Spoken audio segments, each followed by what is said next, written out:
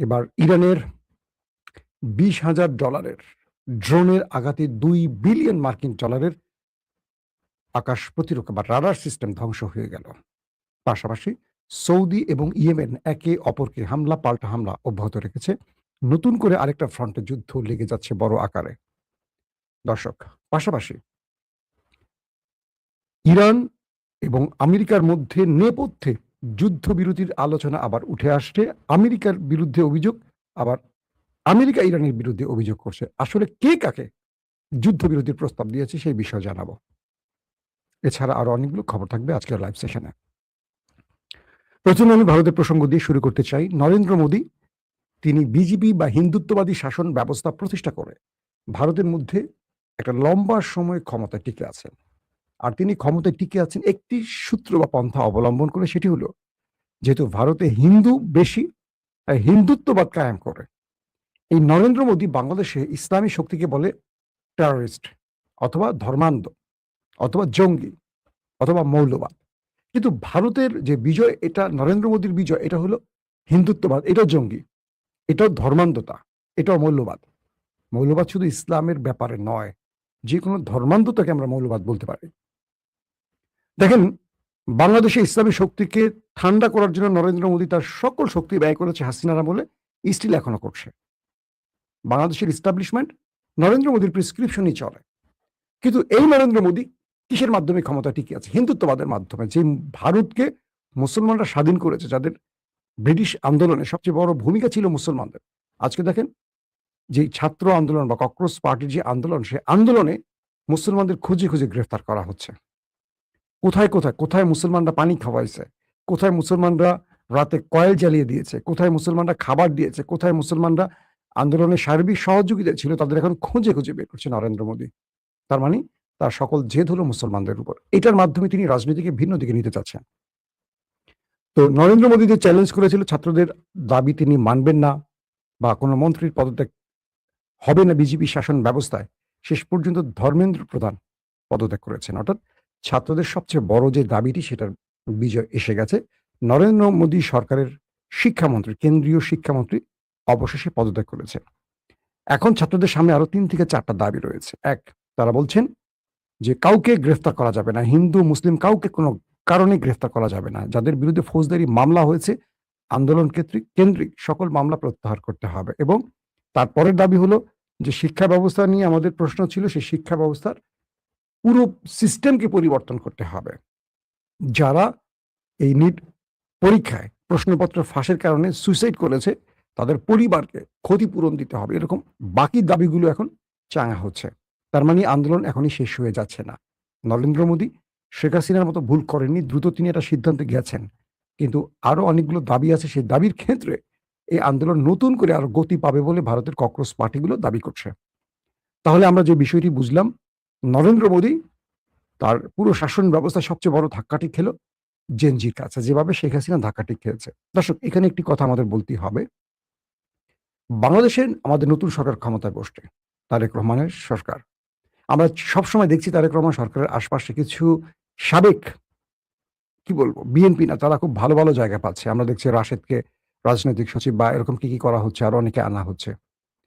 সবচেয়ে বড় হুমকি তারেক রহমানের জন্য এই লোকগুলো হবে হয়তো আগামী দিনে। একটা ব্যাপার, তারেক রহমান সেই সব অ্যাক্টিভিস্টকে বেছে নিচ্ছেন যাদের বাংলাদেশের জনপ্রিয়তা একেবারে নিম্ন লেভেলে, যাদের বিশ্বাসযোগ্যতা একেবারে কম। যেমন শাহেদ আলম, শোনা যাচ্ছে শাহেদ আলমকে একটা গুরুত্বপূর্ণ পদে বসানো হচ্ছে, রাশেদকে ডাকা হচ্ছে, এখন তারেক ঘুরঘুর করতেছে একটা পদের জন্য। এই লোকগুলো বাংলাদেশে যাদের নাম বলছি, এদের জনপ্রিয়তা একেবারে নিম্ন লেভেলে, কিন্তু বিএনপি এদেরকে মাথায় তুলতেছে কেন আমি জানি না। জিয়াউর রহমান যখন দল গঠন করেছিলেন, তার তো নতুন দল গঠন করেছিলেন, তিনি বাধ্য হয়ে দলে অনেক বিভিন্ন দল থেকে লোক আনতে হয়েছে। শেষ পরিণতি আমরা দেখলাম জিয়াউর রহমান জীবন দিয়ে সে দায় শোধ করতে হয়েছে। তারেক রহমানের জন্য তো একটা সুবর্ণ সুযোগ আছে। তার বাবার পর তার মা দীর্ঘ সময় বিএনপিকে একটা বড়, বাংলাদেশের সবচেয়ে বড় শক্তিতে রূপ দিয়েছে। তাহলে তাকে এইসব পচা জিনিসগুলোকে কেন দলে ভেড়াতে হচ্ছে আমার জানা নেই। এবং আমি বিশ্বাস করি দিন শেষে এরা আবার জাম করবে, এরাই বিএনপির বিরুদ্ধে দাঁড়াবে এবং এরাই বিএনপির বিরুদ্ধ শক্তিকে ইন্ধন দেবে। একটা জিনিস মনে রাখবেন, বিশ্বাসঘাত হয় কারা? যারা অর্থের লোভে বা পদের লোভে নিজেকে বিক্রি করে। শাহেদ আলম বা রাশেদ বা এই বাকি যাদের নামগুলো আমি বলছি, এরা প্রত্যেকে কিন্তু টাকার লোভে এখানে আসছে। তো যে লোকটা টাকার লোভে এখানে আসছে গণ অধিকার ছেড়ে বা একসময় তারেক রহমানের বিরুদ্ধে কথা বলা সাংবাদিক শাহেদ আলম যখন বিএনপির ঘরে ঢুকছে, বুঝতে হবে একে আমি টাকা দিলে আমার লোক হবে, টাকা দিলে লোক হবে, মোসাদ টাকা দিলে মোসাদের লোক হবে। অতএব একে কেনা খুব সহজ হবে। যাকে কেনা সহজ হবে সে কখনো বিএনপির সম্পদ হতে পারে না। একদম অনেস্টলি বললাম। তো নরেন্দ্র মোদী যেভাবে দেখেন পুরো বিষয়টাকে ট্যাকেল করার চেষ্টা করছেন, পারেন না। শেষ পর্যন্ত তাকে ছাত্রদের দাবি মানতে হয়েছে। বাংলাদেশের আমাদের যে সাম্প্রতিক নির্বাচনটা হলো, আমরা দেখলাম যে আমাদের গণভোটকে এখনো কার্যকরভাবে কোনো রাষ্ট্রীয়ভাবে স্বীকৃতি দিয়ে সেটার বাস্তবায়ন করা হচ্ছে না। বাংলাদেশে হাসিনা পতনের পর ছাত্রদের কাছে বিএনপির যে অপার সম্ভাবনা ছিল, সেটাকেও বিএনপি ধ্বংস করছে এই গণভোটের রায় বা কার্যকর বা বাস্তবায়নের না করার মাধ্যমে। যে কোনো সময় এই জেনজিরা মাঠে নামলে কি হতে পারে, ভারত থেকে আবারও নিতে হবে শিক্ষা বাংলাদেশকে। যারা বড় বড় কথা বলেন আমাদের স্বরাষ্ট্রমন্ত্রী সালাউদ্দিন বেটালাউদ্দিন, সবার আগে পালাবে। একটাকে খুঁজে পাবেন না, একটাকে খুঁজে পাবেন না বলছি আমি। হাসিনার আমলে কি বড় বড় কথা বলেছিল বড় বড় নেতারা, ডাকসাইটের নেতারা, কোথায় শামীম ওসমান, কোথায় আমাদের আনিসুল হক, কোথায় আমাদের হাসান মাহমুদ, কোথায় ইনুরা, বড় বড় কথা বলছেন, একটাকে খুঁজে পাওয়া গেল না, বাকিগুলো তো জেলে ঢুকে গেল। তারেক রহমানকে খুব হিসেব করে সিদ্ধান্ত নিতে হবে, নিজের বিশ্বস্ত লোকগুলোকে দূরে রেখে। তিনি যদি আশপাশ থেকে হাওলাত করে চালান এবং যাদের জনপ্রিয়তা একেবারে নিচে, নিম্ন লেভেলে, যাদেরকে মানুষ হিসেবে ধরে না, যাদের জনপ্রিয়তা নেই, তাদেরকে আপনি আশেপাশে রেখে আপনার জনপ্রিয়তা কেন ধ্বংস করছেন? এটা নিয়ে আমি আলাদা একটা এপিসোড করবো আরেকদিন। দর্শক, আসছি 2 নম্বর গুরুত্বপূর্ণ খবরে। মার্কিন যুক্তরাষ্ট্রের ভেতরে এখন তুলকালাম চলছে। ইতিমধ্যে কয়েকটি ঘাঁটি ছেড়ে পালাতে শুরু করে দিয়েছে আমাদের ট্রাম্প সেনারা। এটা খুবই চমৎকার একটি খবর আপনারা বলতে পারেন।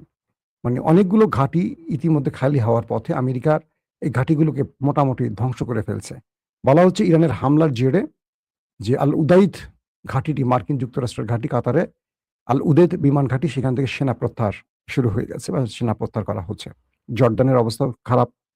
তো সবকিছু মিলে ইরানের হামলা কি পরিমাণ ক্ষতি আমেরিকা স্বীকার না করলেও আমেরিকার কিন্তু খবর হয়ে গেছে। প্রকাশিত আকাশ থেকে অর্থাৎ মঙ্গলবার কিছু তথ্য আসছে, স্যাটেলাইট তথ্যের ছবি ইরান প্রদর্শন করেছে। সেখানে দেখা গেছে সাম্প্রতিক দিনগুলোতে আল উদেদে মোতায়েন মার্কিন বিমান বাহিনীর বিমানের সংখ্যা উল্লেখযোগ্যভাবে কমে গেছে। এটা সবচেয়ে বড় মার্কিন যুক্তরাষ্ট্রের বিমান ঘাঁটি কাতারে আল উদেদ।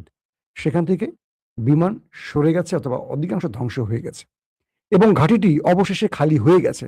এটা স্যাটেলাইট ইমেজে দেখানো হচ্ছে। এই প্রতিবেদন অনুসারে ঘাঁটিতে থাকা মার্কিন সামরিক বিমানের সংখ্যা প্রথমে 17টি থেকে কমিয়ে 3টি করা হয়েছিল। অর্থাৎ 17টি বিমান ছিল, এখন আছে মাত্র 3টি। এরপর দেখা গেছে সেই 3টিও আর সেখানে নেই, সম্পূর্ণ খালি হয়ে গেছে। তার মানে বিমান ঘাঁটিটি এখন পুরো খালি ইরানের মিসাইল ড্রোন হামলার কারণে। পশ্চিম এশিয়ার অন্যতম বৃহত্তম মার্কিন সামরিক স্থাপনা আল উদেদ বিমান ঘাঁটি গত 2 সপ্তাহ ধরে ইরানের চালানো হামলায় লক্ষ্যবস্তু হয়েছিল। এই অঞ্চলে ইরান ও যুক্তরাষ্ট্রের মধ্যে ক্রমবর্ধমান সামরিক উত্তেজনার মধ্যেই সেনা এবং বিমানগুলোকে সরিয়ে নেওয়া হয়েছে। এটা ইরানের একটা স্যাটেলাইট ইমেজ দিয়ে এই তথ্যটি প্রমাণ করেছে বা কনফার্ম তথ্যটিকে শেয়ার করেছে তাদের গণমাধ্যমে। দর্শক, ইম্পর্টেন্ট খবরটা একটু পরে দিচ্ছি, একটা ইম্পর্টেন্ট খবর আছে। ইয়েমেনের সশস্ত্র বাহিনীর মুখপাত্র ব্রিগেডিয়ার জেনারেল ইয়াহিয়া সারি তিনি বলছেন যে সৌদি আরবের তেল ট্যাঙ্কারের উপর ক্ষেপণাস্ত্র ড্রোন হামলার কথা তারা স্বীকার করেছে। তার মানে সৌদি আরবকেও মোটামুটি আর ছাড় দিচ্ছে না ইয়েমেন।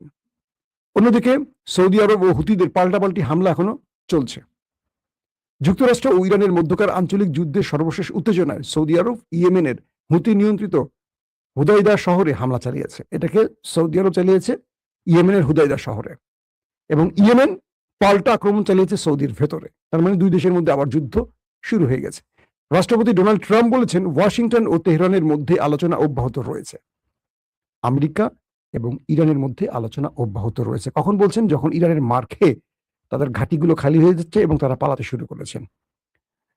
এবং হুমকি দেয়া, তিনি বলছেন ডোনাল্ড ট্রাম্প, এবং হুমকি দেয়া ব্যাপক হামলার প্রয়োজন নাও হতে পারে। তিনি যে ইরানকে হুমকি দিয়েছিলেন যে ইরানকে এই করবেন সেই করবেন, তিনি বলছেন আমাদের হয়তোবা আর সেই আক্রমণ করা নাও লাগতে পারে। আসলে বিষয়টা সেখানে না। আসলে বিষয়টা হলো ট্রাম্প ইরানকে হুমকি দিয়েছিল আর ইরান সঙ্গে সঙ্গে হামলা বাড়িয়ে দিয়েছিল। তো ট্রাম্প দেখলো কি রে, আমি দিলাম হুমকি আর ইরান দিল মাইর।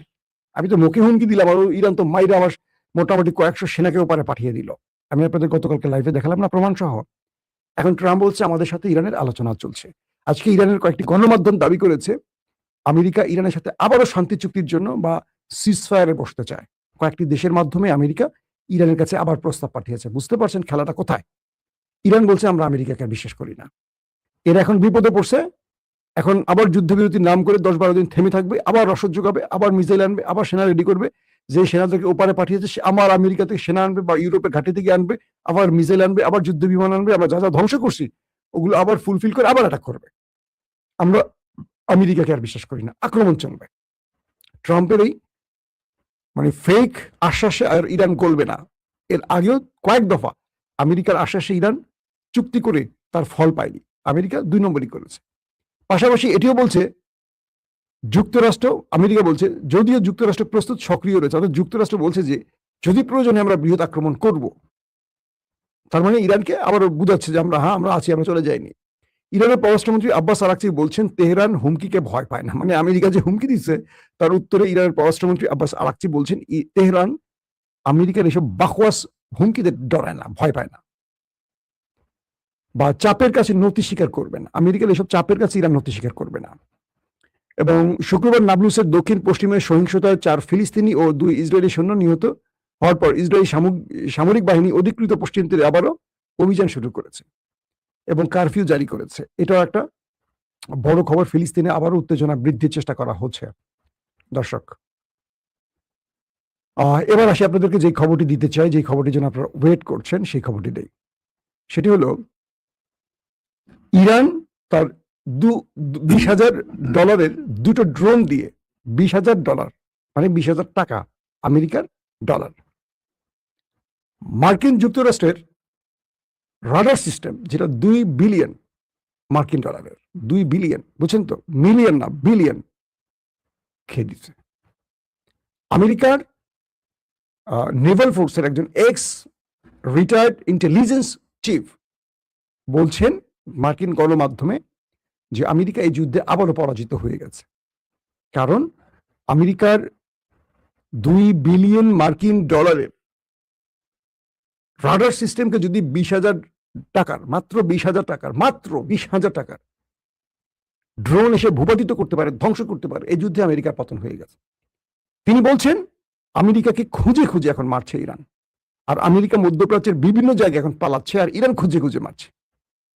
আমি কালকে আপনাদের লাইভে বলছিলাম না, পেন্টাগনের প্রধান বা মার্কিন প্রতিরক্ষা মন্ত্রী পিক হেক্সেট কি বলছে যে আমরা অবাক হচ্ছি যে ইরান আমাদের সেনাদের অবস্থান খুঁজে খুঁজে বের করছে কেমনি, আমাদের কোথায় সেনাদের গোপনে আমরা সরিয়ে ফেলছি সেই তথ্য পাচ্ছে কোথায়, কোথায় সিআই বৈঠক করছে এই তথ্য পাচ্ছে কোথায়, কোথায় আমাদের মিসাইল স্টোরেজ ইরান পাচ্ছে কোথায়, সেখানে হিট করে করে সব ধ্বংস করছে।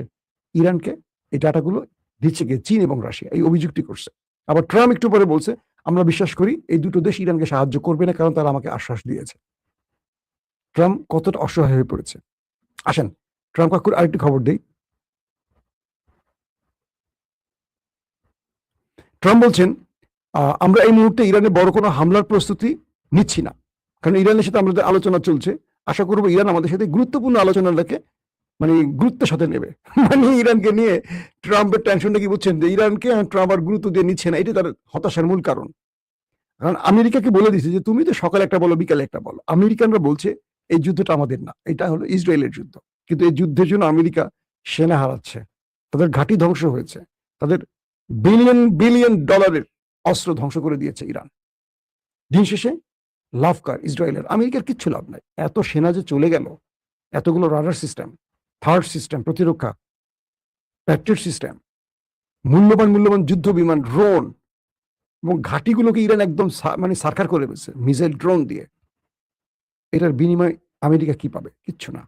অথচ এই আমেরিকা আবার ইসরায়েলের সাথে সৌদি আরবের লেনদেন মানে সম্পর্ক অ্যাব্রাহাম অ্যাকর্ডে সংযুক্ত করতে সৌদির উপর চাপ তৈরি করছে। শুধু সৌদি না, মালয়েশিয়ার উপর চাপ তৈরি করেছে, পাকিস্তানের উপর চাপ তৈরি করছে। শোনা যাচ্ছে বাংলাদেশের কাছেও লেটার আসতেছে যে অ্যাব্রাহাম অ্যাকর্ডে ইসরায়েলকে সবাই স্বীকৃতি দাও। ট্রাম্প ইসরায়েলের জন্য আর কি করবে? নিজের সামনেও দিছে, পিছিয়েও দিছে, তারপর আর কিছু নাই বাকি, এখন দিবে মুখ দিয়ে। দর্শক, বিদায় নিচ্ছি আজকের মতো। ইনশাআল্লাহ আগামীকাল আবার দেখা হবে। আজকে সকাল থেকে কোনো সংবাদ দিইনি, আপনাদের প্রচুর কমেন্ট পেয়েছি। তবে ইয়েমেন এবং সৌদি আরবের মধ্যে যুদ্ধটা খুব দ্রুত থামানো উচিত, নতুবা ইরান বিমান ভর্তি করে তাদের এক্সপার্ট এবং সামরিক অস্ত্র ইয়েমেনে পাঠাইছে ইরান।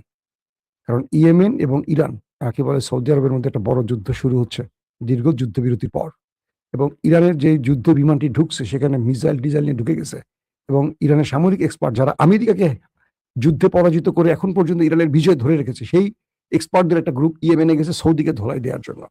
সৌদিকে উচিত নিরপেক্ষ অবস্থানে থাকা, যদি সৌদিরা না করে। আমেরিকা তো ঘাঁটি ছেড়ে পালাচ্ছে, সৌদিকে কিন্তু ল্যাংটা করে ফেলবে ইরান, একদম কনফার্ম। ইতিমধ্যে কাতার, কুয়েত, জর্দান, বাহরাইন কিচ্ছু রাখে না, এদের মার্কিন ঘাঁটিগুলোকে সব ছাপা করছে। আমেরিকা আত্মগোপনে আছে, আমেরিকার তাদেরকে সাহায্য করতে গিয়ে উল্টো তাদের সাহায্য লুকিয়ে আছে বিভিন্ন পাঙ্কারে।